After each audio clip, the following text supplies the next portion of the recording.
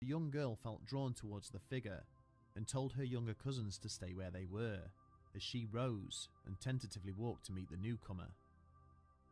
As Lucia approached, the lady bore a kind smile and introduced herself as Mary, the Virgin Mother of Jesus Christ.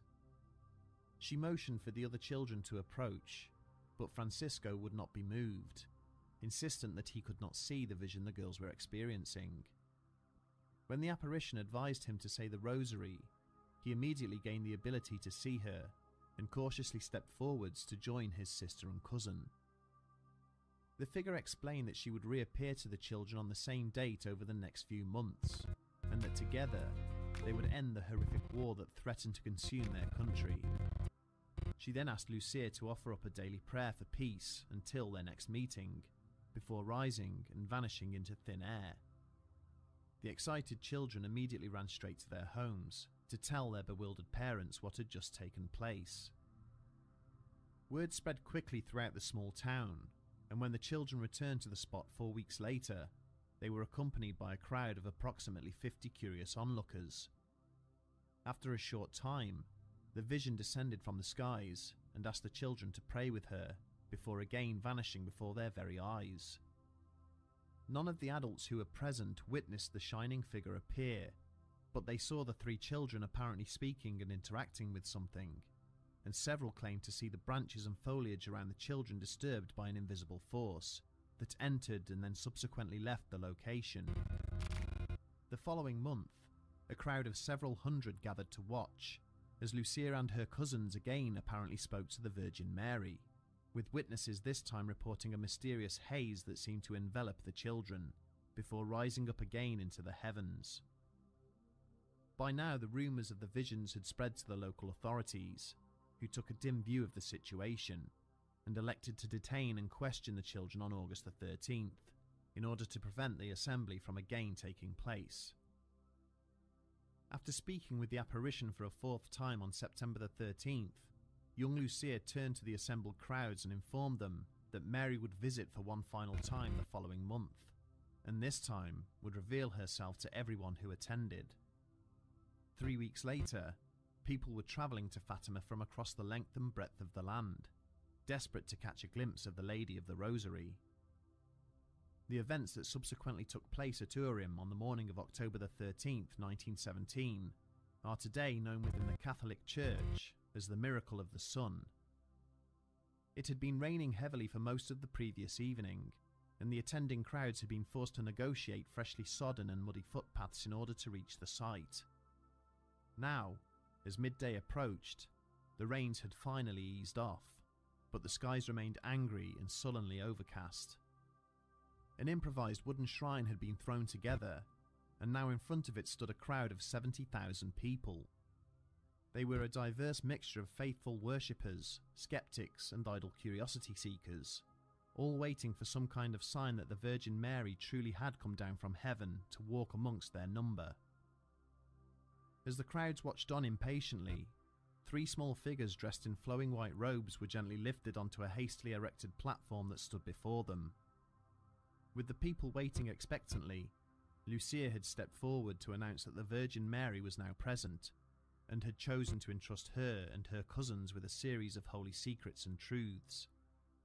Once again, it appears that nobody other than the children themselves had been able to see the astral visitor, but there would be plenty of witnesses to what was to take place next. Lucia announced that Mary, the mother of our Lord Jesus Christ, was going to be the one to finally end the great war that had been raging for the last 3 years. Here and now, she would demonstrate her mighty powers to the assembled crowd, as proof that she was capable of making good on this promise to them. The young girl then turned and raised her hands towards the skies, before this movement was also mirrored by her younger cousins, Francisco and Jacinta. Descriptions of what exactly took place after this do vary somewhat, but pretty much all of those present agree on some level that the clouds above them slowly parted, and the sun began to shine down on the upturned faces of the watching masses. Many claim that the light that was generated by this development was in fact strong enough to dry their rain-sodden clothes, and once again bake the damp ground beneath their feet so that it was solid enough for them to stand upon. A significant number of witnesses would go on to describe how the sun started to move around in the skies above them, in an extraordinary and sometimes frightening manner. Some people describe this movement as a slow rotation or cartwheeling motion. To others, it started to gyrate around its axis with some speed, much the same way as a child spinning top would move. Many of those who were present make reference in their accounts to the sun's colour changing back and forth. In some testimonies, the sun morphed from a bright orange into a deep dark purple, and then back again. Others stated that it changed into a silvery metallic colour, still clearly visible but almost intangible to behold. In a minority of cases, witnesses reported seeing streamers and flashes of light issuing forth from the heavenly body, descending to the ground below. But it is the descriptions of the sun's sudden and rapid movements back and forth across the sky that are most disturbing. Countless reports describe seeing the sun violently zigzagging from side to side, whilst others state that the sun suddenly accelerated towards the ground, burning with a fiery intensity before again returning to normal. This amazing turn of events would continue for another 10 minutes, evoking screams of both joy and terror from those watching below. Lucia then slowly lowered her arms back down to her sides and turned to face the masses. The clouds rolled back in overhead to once again obscure the sun and its activities from the terrified crowds. In the immediate aftermath of the incident, the church dispatched a number of local priests in order to conduct an official investigation into what had happened.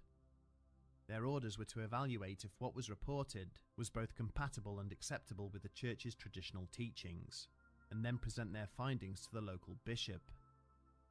As part of their investigations, the priests conducted hundreds of interviews with some of the people who had been present and were reportedly struck by two things. Firstly, there was a wild degree of variance in what individual people had reported having seen that day, and secondly, the number of witnesses was spread widely across the different demographics and groups who had attended, regardless of their own personal beliefs or levels of faith.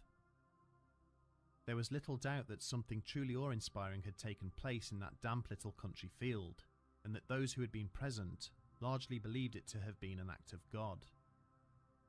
The huge volume and compelling nature of the testimonies of those who were involved was certainly enough to convince the Catholic Church that the incident was indeed a genuine visitation by the Virgin Mary. Successive church leaders would go on to spend many years investigating the event, right up until the present day. As recently as 2017, Pope Francis officially classified the event as a holy miracle and opened proceedings that paved the way for all three children to be canonized.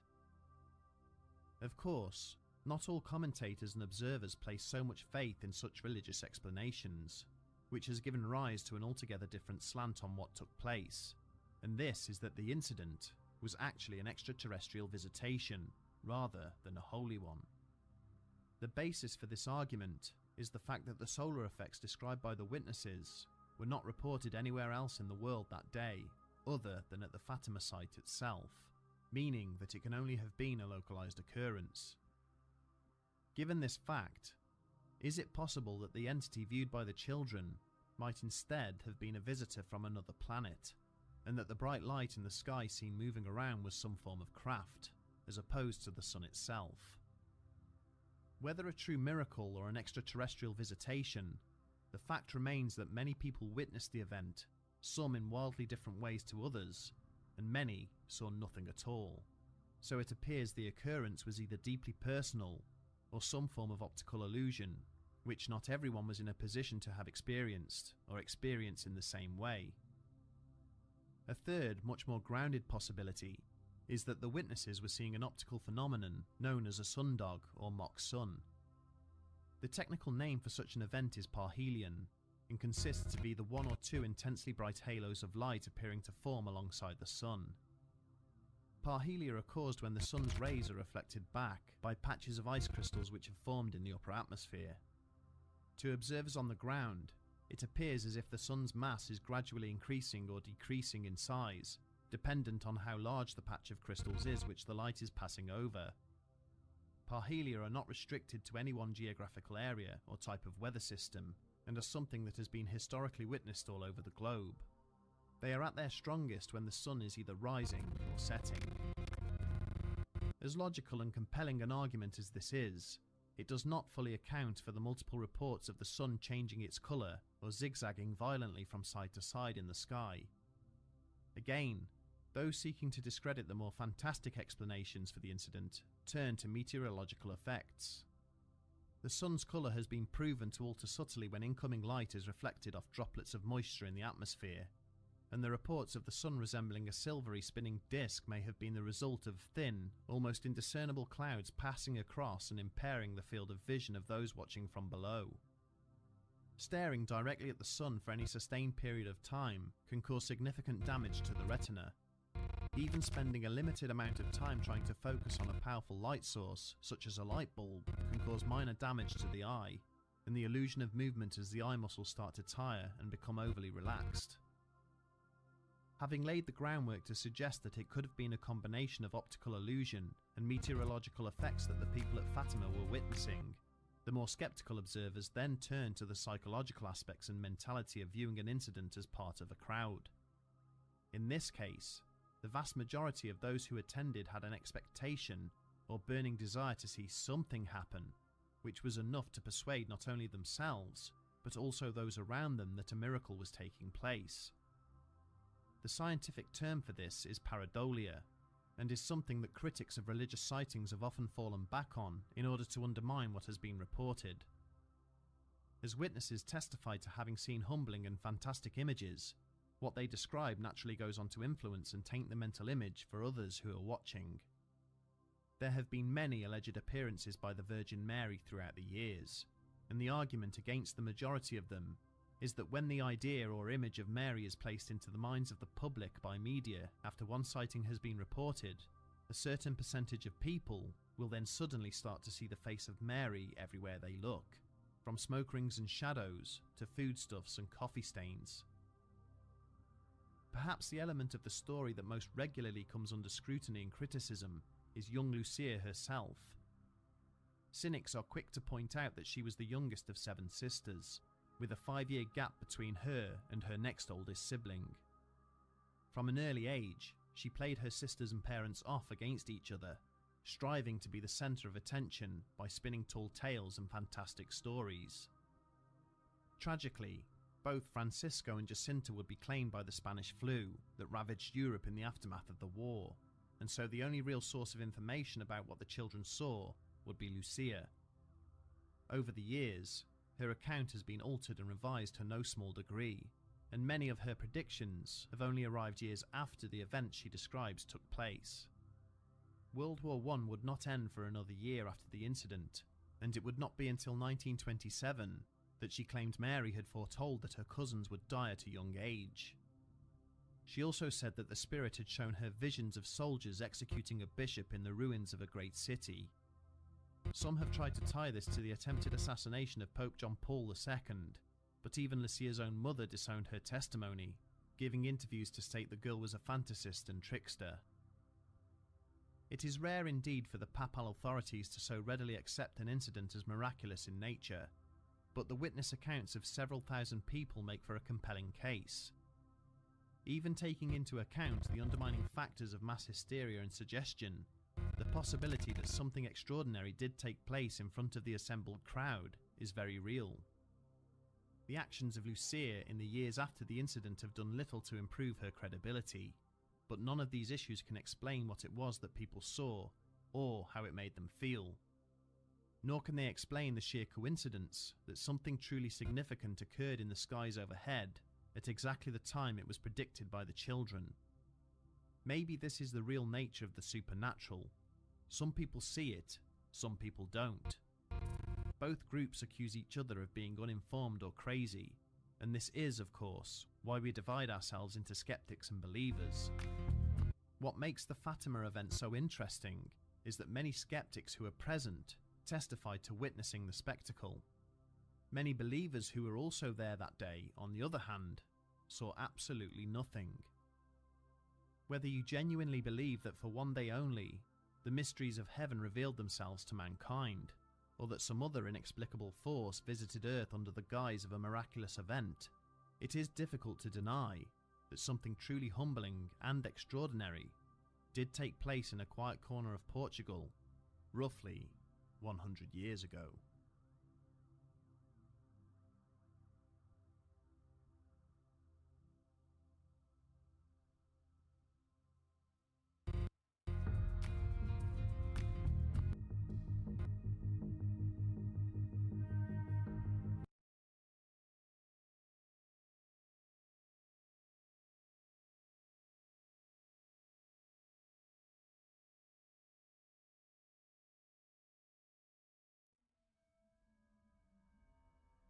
In October of 2016, a nurse working a day shift at a busy hospital in Northern Ireland was involved in an unsettling turn of events which left him questioning everything he thought he knew about the world we inhabit. What happened during the Belfast crossover?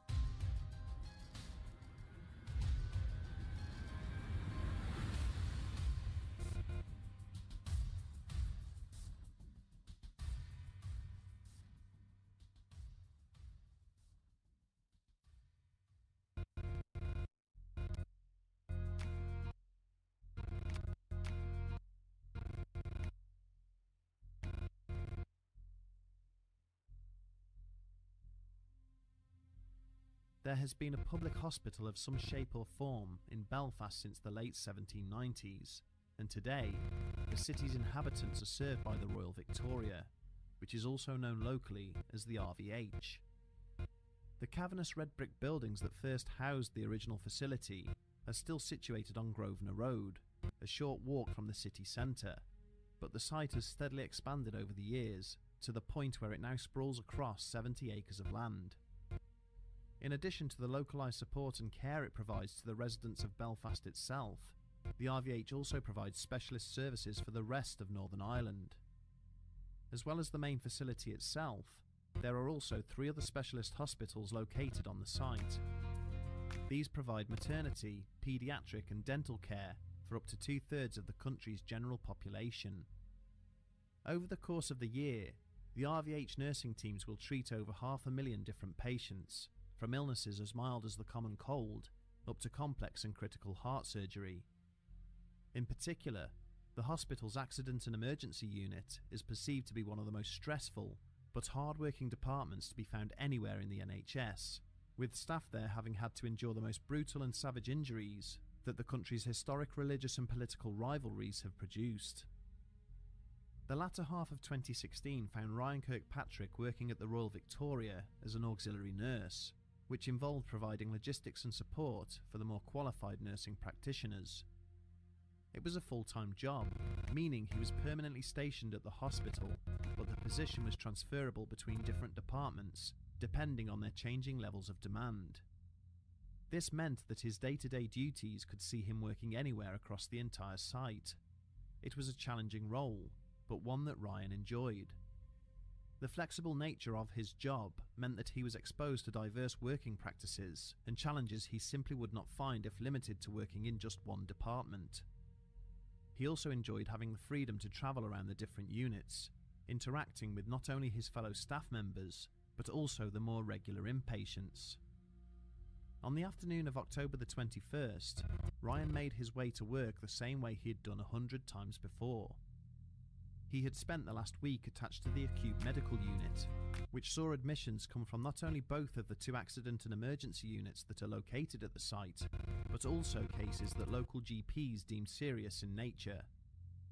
As he walked into the hospital via the main entrance, fully expecting to spend his shift attending the AMU ward, he had no idea of the bizarre and terrifying circumstances that awaited him. Ryan hadn't even managed to finish locking his personal effects away before he was advised that he needed to make his way directly over to the main A&E department. It transpired that earlier in the afternoon, there had been a serious road traffic collision on the M5 motorway near Carrickfergus. He was quickly briefed that it had involved 4 vehicles, and there were multiple casualties being transported to the RVH in order to be treated for a mixture of both life-threatening and life-changing injuries. He arrived to find the A&E department in a predictable state of chaos, and immediately threw himself into the busy task of helping out the regular nursing staff with whatever they needed to assist in stabilising their patients. The sights and sounds he experienced throughout that day were truly testing, but the auxiliary nurse steadily took it all in his stride. This was what he had joined the NHS for, to help people in their most desperate time of need. By 6:30 p.m, things had calmed down enough for him to be released back to his allocated duties. He was thanked for his efforts before he made his way over to the AMU to finish what remained of his shift. When Ryan finally arrived and spoke to the sister on the ward, she told him that the last medicine round had not yet been done and asked him if he could pick it up. After stopping for a brief refreshment break, he collected a medicine trolley and loaded it up at the secure medicine store, then made his way through the winding corridors into the heart of the ward. Ryan's first customer of the day was an older lady, whom he had never treated before. As he cordially introduced himself and went over to retrieve the treatment chart from the end of her bed, he was met with a polite but slightly puzzled greeting in return. The patient would go on to inform him that not only had she already received her second round of medication for the day, but that it had been Ryan himself who had administered it, about an hour beforehand. Dismissing this as mild confusion on the part of his patient, Ryan explained that he had in fact been working in A&E all afternoon, and so unfortunately she must have been mistaken. He confidently showed her the chart, which appeared not to have been checked off for that evening, when the occupant of the next bed along shouted for his attention. She was slightly younger than the patient he had been talking to, and confirmed that not only had Ryan already attended that afternoon to give the older lady her medication, but he had in fact done so for the entire ward. Becoming slightly unnerved at the unshakable conviction that his patients were displaying, Ryan decided to go and ask at the nearby nurse's station to see if anyone in an official capacity could explain the odd turn of events he was now experiencing.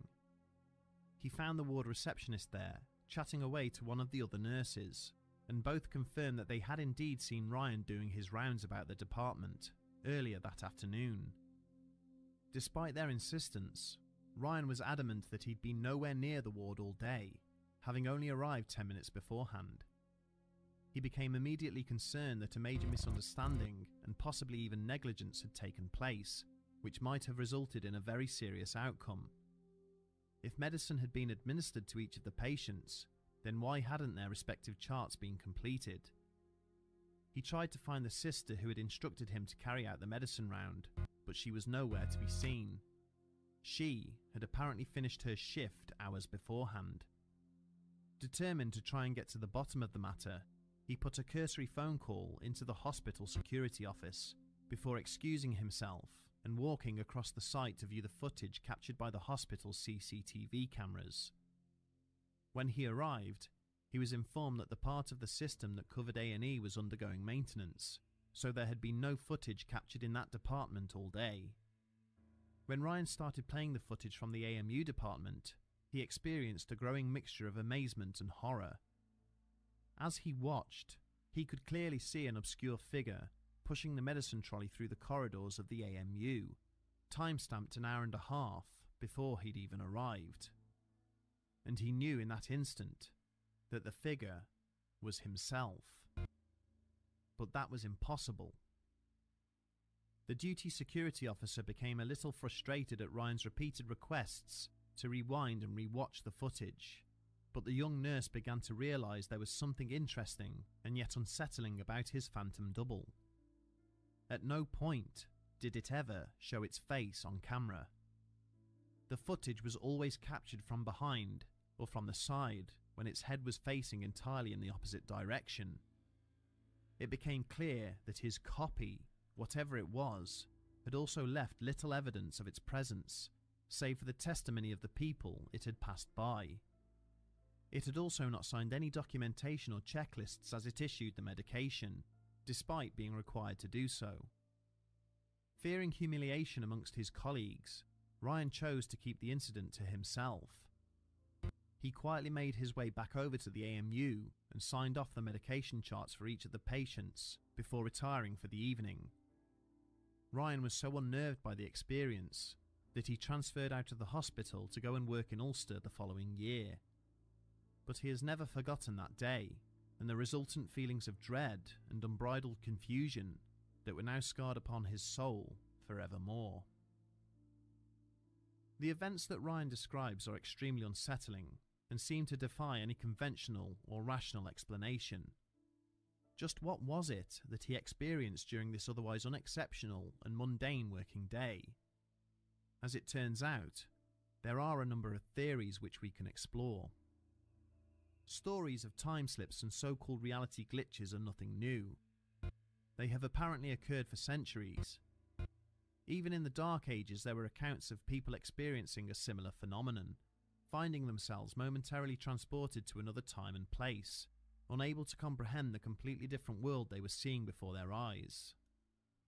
The real question is whether these time slips actually occur, or whether they are simply all in the mind of the witness.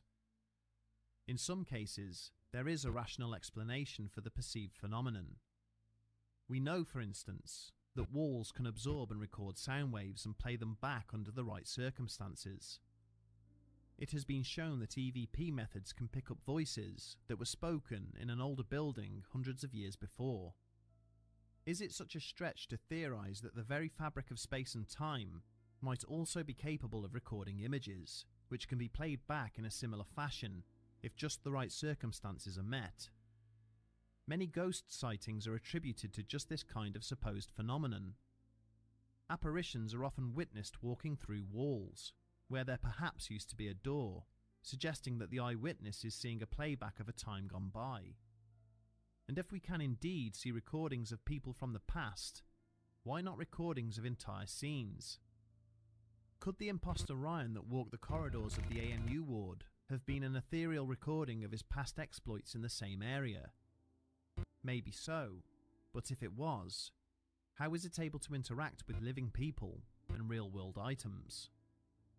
Perhaps the other Ryan might have been a fleeting visitor from a neighbouring reality, who unwittingly crossed over to ours, and perhaps when he later returned to his own space and time, he was being thanked for his help by the A&E staff, only to protest that he had been on the AMU ward all day. We have seen in previous cases how many eyewitnesses absolutely believe that they have briefly travelled to or travelled from an alternate reality.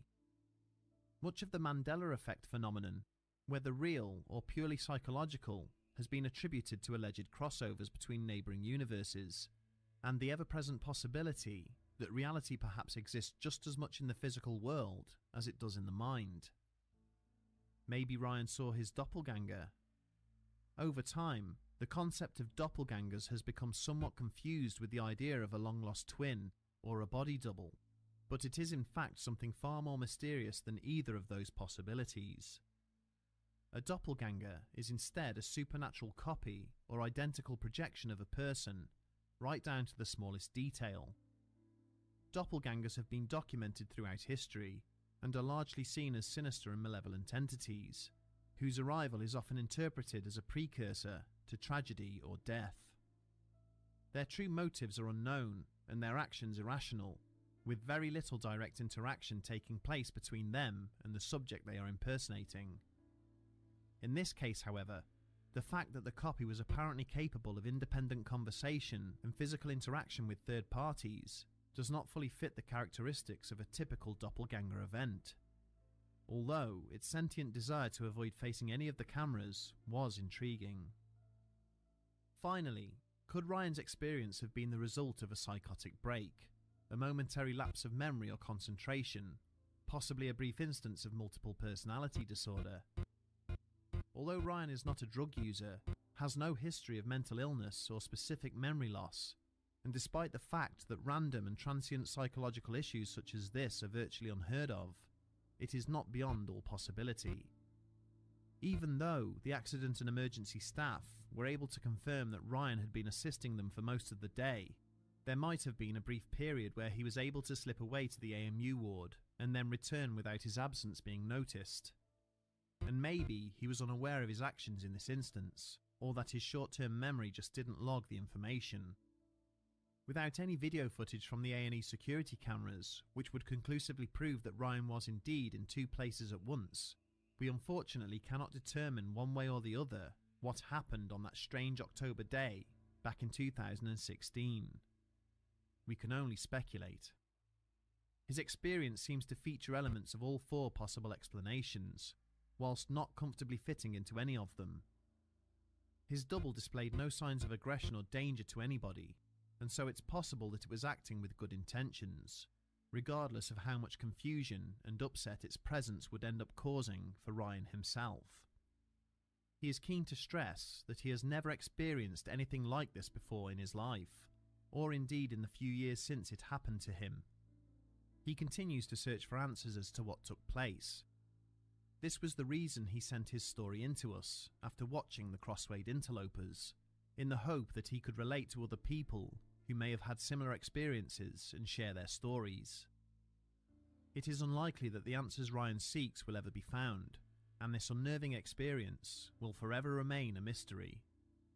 But as people continue to come forward describing similar events, which seem to take place in realities that are slightly skewed in comparison to our own, the idea that our reality is not always quite what it seems is prevalent and compelling.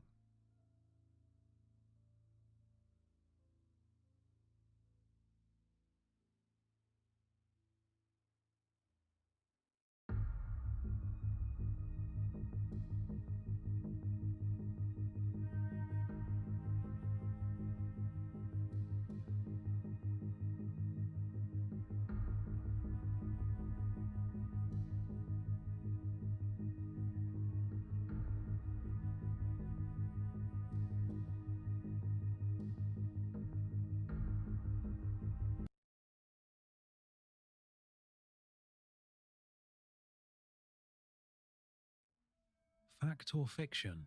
Is there anything more terrifying than the idea of being abducted by aliens? History is littered with such accounts, depicting scenes of horrifying experimentation. But what if some of these beings were benevolent, instead inviting us to learn from them? In 1980, one man may have been given that chance.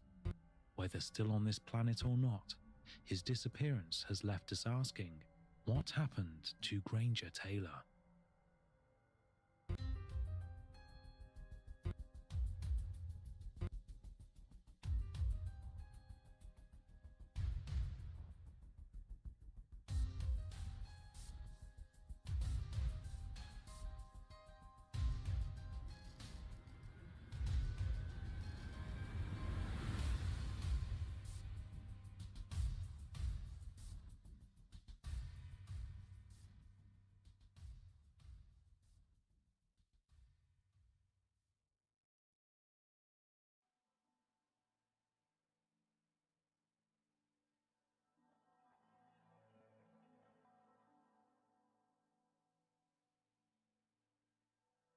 On the morning of the 30th of November 1980, the citizens of Duncan, British Columbia, were cautiously emerging from their battered and broken homes.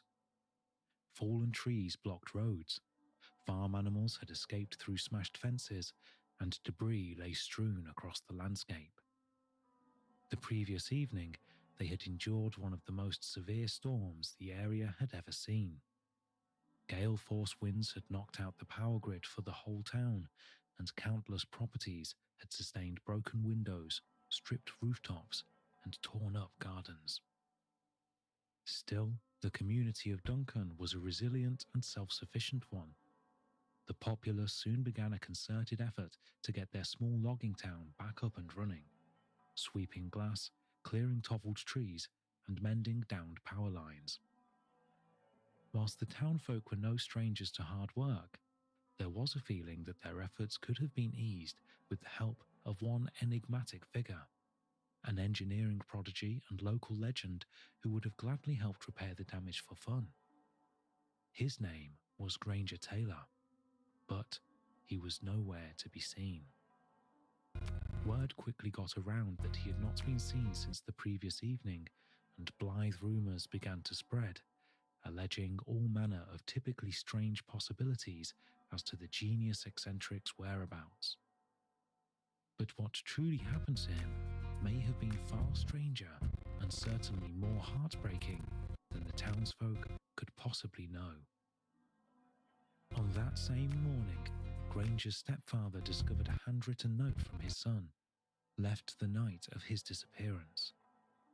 Whilst many consider it to be a suicide note, Granger took explicit care in assuring his family and friends that this was not the case. The letter explained that he was to be taken away that evening, embarking on a 3.5-year journey, and to return home after having learned all he could.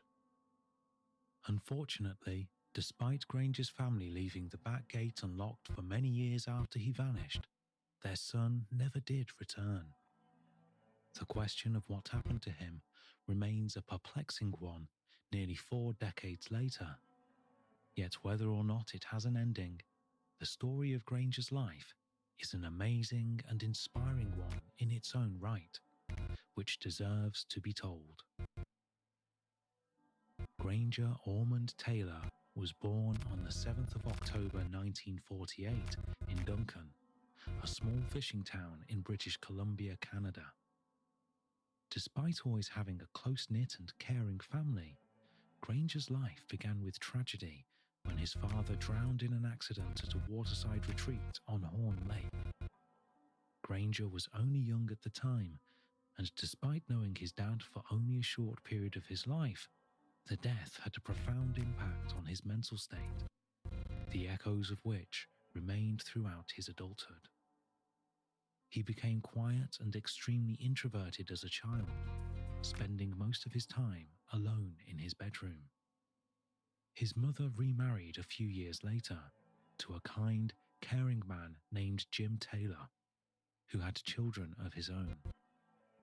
Granger grew to love his stepfather and siblings just as much as his own flesh and blood, and by all accounts, he had a stable and supportive home life. Despite this, he dropped out of school in the 8th grade, although this is to say nothing of his intelligence. Even early on, Granger displayed an extraordinary comprehension of machinery.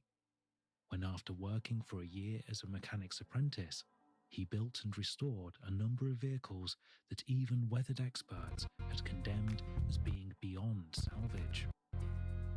Firstly, as a 14-year-old, he constructed a fully functional one-cylinder car, now on display at the Duncan Forest Museum. He also built a working bulldozer at 17, which he would use to help neighbours with construction work. But the most impressive of all of Granger's rebuilds was an old locomotive. In 1969, when he was still in his early 20s, he happened upon an abandoned and decaying steam train which had at one time been used for transporting timber across British Columbia. The engine had rusted, it was full of holes, trees were growing through the chassis, the wheels had warped and seized up. Nevertheless, the young prodigy, described by his friend Bob Nielsen as an eccentric genius, worked on the machine tirelessly for nearly 2 years, forming panels from scratch and finally restoring the locomotive to its former glory. The province of British Columbia ended up purchasing it from him, and it was around this time that the people of Duncan really began to take notice. Locals affectionately dubbed the Taylor Farm Sleepy Hollow Museum, having become somewhat of an attraction for the locals. Many of the children in the area enjoyed spending time with Granger, playing in the collection of vehicles and heavy machinery that were amassing on the property. For years, he amused himself working on project after project. However, like anybody who masters a discipline to the point that they are no longer challenged, he eventually became fatigued with working on trains and cars, instead turning his attention to the skies. He became interested in flight as an adult, earning his pilot's license and restoring a decrepit World War II Kitty Hawk fighter to full working order, which he later sold for $20,000. He had, in fact, amassed a respectable sum of money from his projects, buying scrap for cheap and selling the finished vehicles to wealthy collectors and state services. But Granger had little use for his earnings besides feeding his hobby. He never expressed a desire to move away, to start a family of his own, to do anything besides stay at his parents' farm and tinker away all day in the garage. It was likely that this ceaseless drive for knowledge fueled Granger's eventual interest in UFOs. He had conquered every discipline that conventional machines had presented, and so it was only natural for him to seek a worthy challenge from beyond the realm of human knowledge. His interest quickly developed into an obsession. He spent days alone studying, attempting in vain to comprehend how alien craft were able to perform the fantastical aerial feats that had been reported not only worldwide, but in his own community. On New Year's Eve of 1969, mere miles from the Taylor home at the Cowichan District Hospital, 3 nurses and a handful of patients claimed to have seen a large Saturn-shaped UFO hovering 60 feet from their window, beginning a spate of sightings in the area. It is extremely likely that these high-profile cases occurring in Granger's neighborhood during his formative years would have had a profound impact on his interests as an adult. But regardless of what spurred his new obsession on, it was clear that this challenge would be unlike any others. He had lived his whole life with an uncanny ability to learn about and understand anything he put his mind to. But the enigma of supposed extraterrestrial propulsion systems was proving to be too much of a task. Granger had used his impressive abilities to construct a life-size replica of an alien craft at the bottom of his garden, made from spare satellite dishes and scrap metal. He fitted the ship with a wood-burning stove, a couch and a television, spending long hours in his effectual home away from home, often sleeping there as he studied. Granger had amassed a large collection of literature detailing the eyewitness accounts of UFOs and the writings of those who hypothesized and claimed to know the secrets of their abilities. This did not aid Granger's investigation, however, as the books fundamentally boiled down to uncorroborated testimony and pseudoscience. As with most gifted individuals, hitting such a brick wall would have likely deterred their interests, causing them to go cold on a subject and eventually give up completely. But for Granger, something ethereal, be it fate or something altogether more tangible, reached out to him. He would allegedly go on to receive a message from beyond the stars. Whenever Granger would go out socially, the topic of UFOs was never far from his mind. He frequently brought up his research in conversation with friends. However, one evening whilst meeting up with lifelong companion Bob Nielsen, Taylor confided to him that during one of his periods of self-imposed isolation, he had been contacted telepathically by an extraterrestrial intelligence. He could not see who the beings were, only hear their voices in his mind. Of course, Nielsen was skeptical, but humoured his friend all the same. Granger stated that he would go on to have many more conversations in which he would ask questions about how their crafts manoeuvred, being told only that the secret was related to magnets. In October 1980, an elated Granger announced to Nielsen that he had been invited on a trip through the galaxy. Again, his friend played along, assuming it was merely a bad dream or some other manifestation of his well-established eccentricity. As a result, he and his friends embarked on a raucous night out, as a sort of going-away party. despite none of them having any doubt that they would still find Granger tinkering away in his garage long after his arranged date of departure had been and gone. Unfortunately, this would not be the case. Just 1 month later, on November 29th, the town of Duncan was under a severe storm warning. Despite this, at 6 p.m., Granger entered Bob's Grill, a diner at which he was a regular patron. A worker there, Linda Barron, noted that whilst he had been wearing his regular attire, logging boots, jeans, a t-shirt and a knitted sweater, he had not been wearing a waterproof jacket or large overcoat. He was clearly not prepared for the incoming torrent. Granger paid his bill and left the diner at 6:30 p.m., just as the storm began to tear through the town and surrounding area.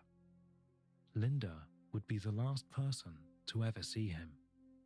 Granger would take his beloved Datsun truck and drive off into the night, never to return. The very next day would be the first of a long, drawn-out search, which would ultimately end in resignation and acceptance that he had simply dropped off the face of the earth.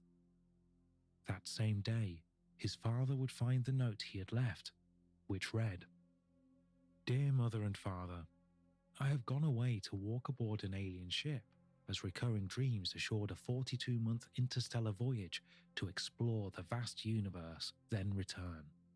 I am leaving behind all of my possessions to you, as I will no longer require the use of any. Please use the instructions in my will as a guide to help. Love, Granger." This was not a suicide note. Taylor clearly told his parents he would return after his voyage. He also referenced a will he had prepared which allotted all of his possessions to his parents.